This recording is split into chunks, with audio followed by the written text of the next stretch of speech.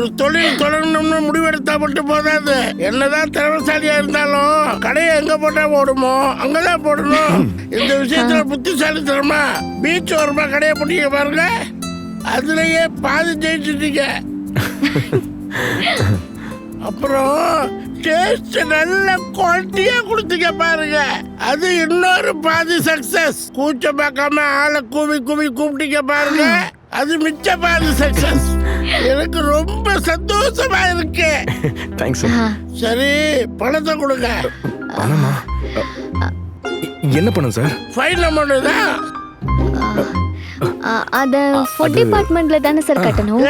அது என்கிட்ட கொடுத்தா நான் அந்த ஆபீஸ்கிட்ட கொடுத்து கட்ட சொல்ல மாட்டேனா?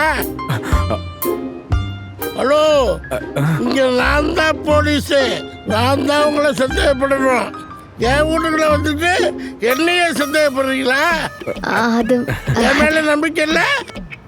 உங்க காசை நான் ஒண்ணும் பண்ண மாட்டேன், நம்பிக்கை. ஐயோ சாரி சார், நீங்க எங்களை தப்பா நினைச்சிட்டீங்க.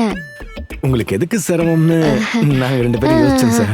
சரி சமாளிச்சதெல்லாம் போதும். கண்டுபிடிச்சிட்டாரு. பணத்தை கொடுங்க.